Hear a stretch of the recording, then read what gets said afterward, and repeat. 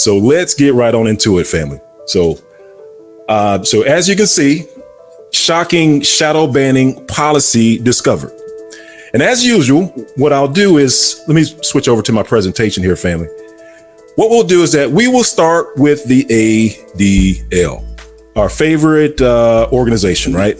So let's start off with the ADL. So one of the things I want to bring to your attention is there was an article released today via the ADL where they shared, and hopefully you can see it on the screen, where it says publish 11/30/2023. So you can see that this article was released today.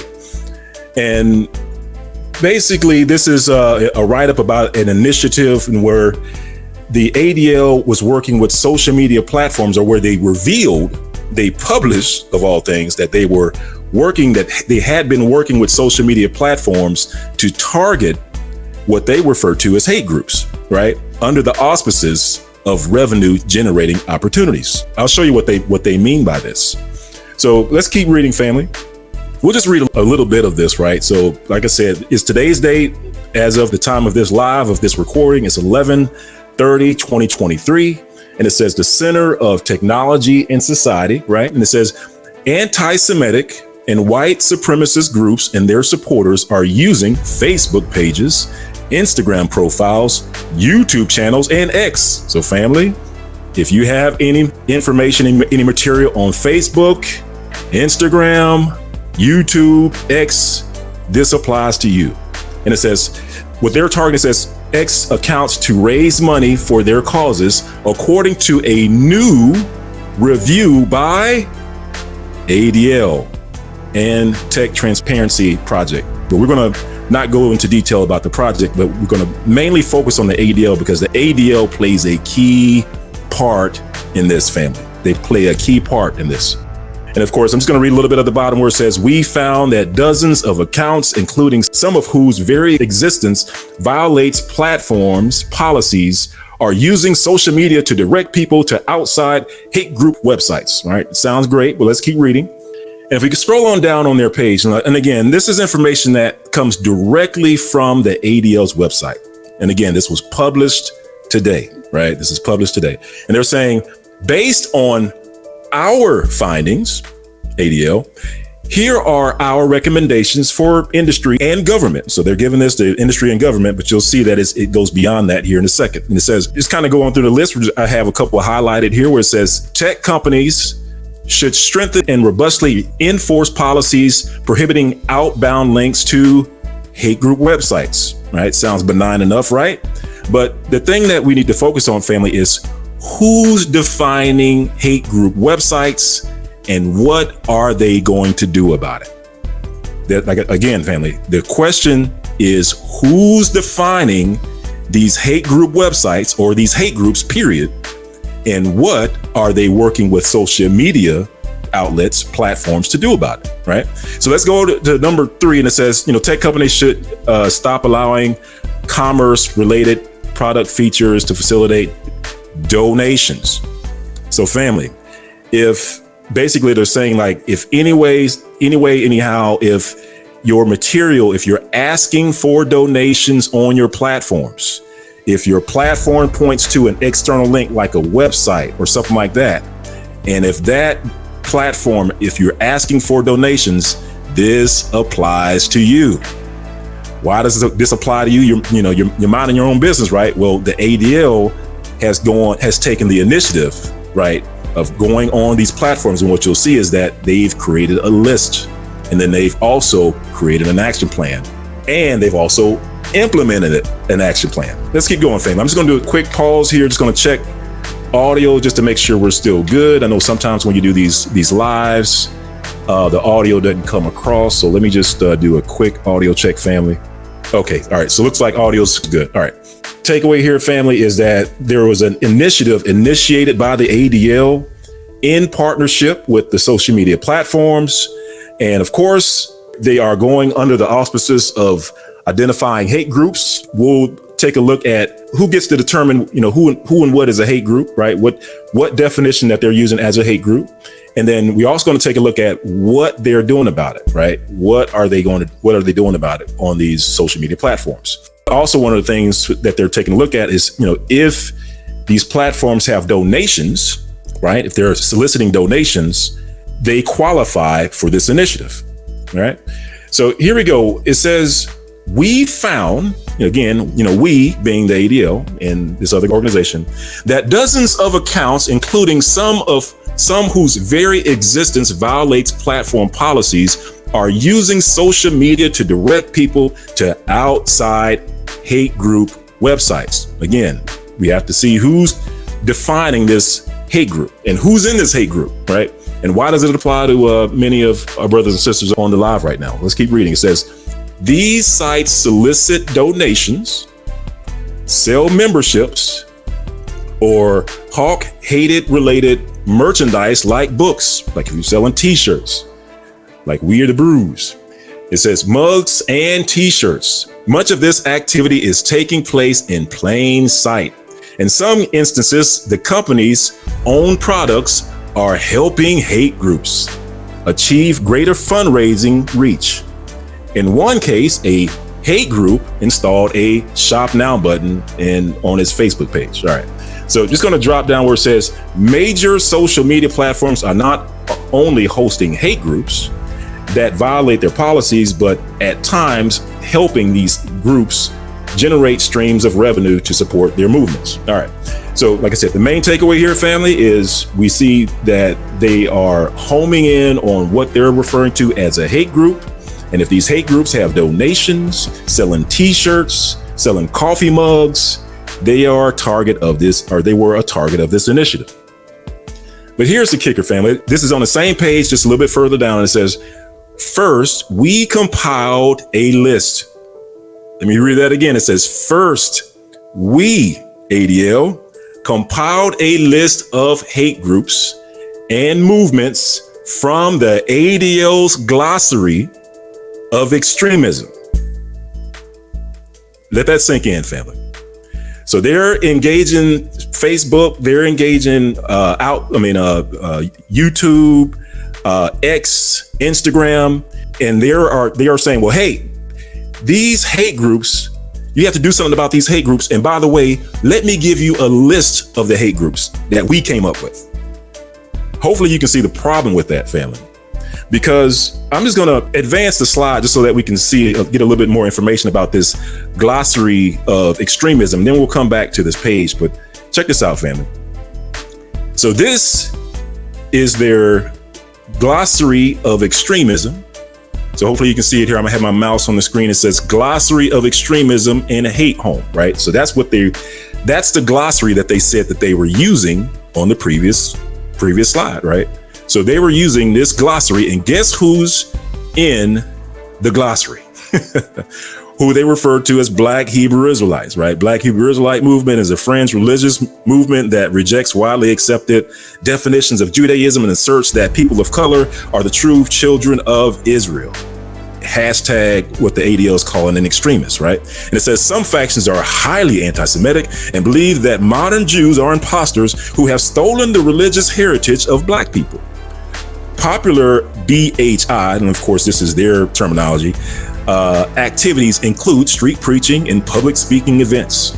Note, Black Hebrew Israelites are not the same as Black Jews and Jews of color. All right. So takeaway number 3 is that this definition of hate group is defined by the ADL, and the Black Hebrew Israelites, according to their terms, which is actually African Israelites, are in that list.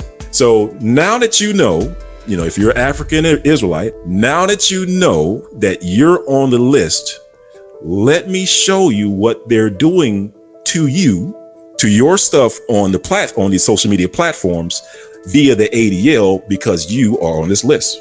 Let's keep going. First, we compiled a list of hate groups and movements from the ADL's glossary of extremism, which we just looked at, and you saw that they have Black Hebrew Israelites on this list of extremism. And it says that were tagged with all 3 of the following categories. So they were saying that, you know what, we have a list of extremists, but they have to check all these boxes, these 3 boxes, in order to be placed in this list, right? To be the target of our social media initiative. It says You have to be a group or a movement. So that's a check for Black Hebrew Israelites. But then it says white supremacists. So, surely a Black Hebrew Israelite wouldn't qualify as a white supremacist. Well, the thing is, family, if you read enough ADL documentation, you'll find that they have the white supremacist tag or label on Black Hebrew Israelites in their definition. Like, for instance, this is an example. It says, similarly, and this is the definition. This is under the definition of Black Hebrew Israelites. And it says, similarly, adherents of white supremacist Christian identity movements also claim to be members of the lost tribes of Israel. So what they're saying, family, this is their way of tying the Black Hebrew Israelite movement to white supremacist beliefs. They've done this on a number of occasions. This is why, if I go back to our list, this is why we check all the boxes for this initiative. Groups and movements, white supremacists, or we can say white supremacist belief, and anti-Semitism. So it says the list totaled 130 terms associated with current and historical hate groups and movements. Second, we compiled a list of websites linked to the 130 hate groups, which they define, and movements. We identified the sites via hate group social media accounts. So they went out and looked at all the accounts. Then it says, third, we determined that 55 websites associated with the 50 of the hate groups and movements raise funds through some combination of donations, membership fees, and merchandise sales. All right, so this is the identification of this initiative, right? Who they're targeting with this initiative. All right, we talked about how Black Hebrew Israelites are on there. We talked about how they associate our beliefs with white supremacist beliefs. That allows them to check off the box for Black Hebrew Israelites. But let's keep going, family. Let me go to this slide. So this is an important slide here, family. So check this out, because this speaks to what happens, right? This is an example to what they're doing. And it says Meta and YouTube both removed most of the content highlighted in the report. So again, the ADO came up with the report, right, with this other organization, and they handed it to YouTube, they handed it to Facebook, they handed it to Instagram, they handed it all, to all these various social media platforms. You didn't get a say in it. You didn't get a vote in it, right? As far as, who's on the list. These social media platforms take that list, and it says Meta and YouTube both remove most of the content highlighted in the report after it was shared with them prior to publication. YouTube said it would continue to investigate fixes for its review process, right? And it says, and I'm going to jump down to this last line, family. This is important, where it says, we found that one account has been removed, but we cannot verify, check this out, others have been de-amplified. What does de-amplified mean, fam? And it says, or some other way actions, right? So it appears as though there's a type of, to use their terms, de-amplifying or suppressing action that these platforms are doing if you come up on this list that the ADO comes up with and hands to them. I'll say that again. There's a possible suppression, de-amplified, using their term, if Israelite platforms or channels that are on these different platforms. So let me just keep going. So what we're going to read, family, we're going to read this from the YouTube perspective. So at first we were reading this from the ADL's perspective, but now we're going to go over to the YouTube perspective. And this is under their YouTube's policy. You have to kind of dig into YouTube's policy for a little bit to get it. And here it says, YouTube has always had rules of the road, including a long-standing policy of hate speech, right? So all this stuff nowadays is about hate speech. And it says, get this, family, in 2017. So YouTube introduced this policy in 2017. It says, we introduced a stronger stance towards videos with supremacist content. Basically, if you're above all people, right? If you believe that you're the head, not the tail, above and not beneath, that sort of stuff. It just says, towards videos with supremacist context, including, check this out, limiting recommendations and features like comments and the ability to share the video. This step dramatically reduces views to these videos on average of 80%. Wow. 80%. So YouTube in their policies are stating that if they feel as though you violate these policies, and get this, family, they've been doing this since 2017, because I know a lot of us have been wondering, like, why is it that African Israelite channels and blog posts and Instagram posts, why is it that it doesn't seem like we're getting the traction that we should? Why does it seem as though we're not getting the views that we should on our videos? It always seems suppressed. Well, now you see that in the policy that YouTube has a policy where they can suppress. They can suppress. It says including limiting recommendations. So recommendations is putting having your video show up on somebody else's screen and said, hey, we have a video for you, right? So they have the ability. They're admitting to having the ability to suppress your recommendations and you not even know about it. And features like comments and the ability to share videos. And then they tell you the impact of this, family. It says this step dramatically reduces views to these videos on average of 80%. And if you put that in dollars, family, so let's say, for instance, if you have a monetized channel, and so the ADL comes out with their list, and this isn't the first time that they've been doing this, family. But they come out with this list, right, of who they feel are hate groups according to their definition. The ADL comes up with the definition. They give it to YouTube. They give it to Instagram. Instagram and YouTube then turns around and it says, and we read it in the report where it says YouTube took action on most of the people or groups that were identified in that report. And that results, and if that, like I said, if that platform is monetized, or remember, the target of this particular initiative were people that were trying to make money, that were trying to solicit donations, that were trying to sell merchandise, trying to sell t-shirts, trying to sell mugs. According to YouTube and according to the ADL, this act potentially reduced your traffic, your views, by proxy, your revenue, your donations, once they've implemented this initiative. And again, part of this initiative was implemented back in 2017. Man, this is major, family.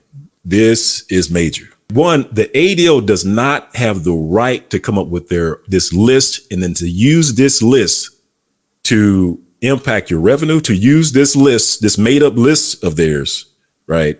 So if they identify you as being part of the Black Hebrew Israelites, you are targeted on this list, and therefore they can have YouTube, they can have Instagram, they can have Facebook suppress your views. And if you're trying to solicit donations or sell t-shirts, they can also suppress traffic to your website. Like I said, this is major, family. This is shadow banning uncovered. This is shadow banning actually documented in YouTube's policy and actually confirmed on the ADL side as well. You can confirm it on the ADL's website. Now you know, right? If you're not getting the views that you should be getting, now you know.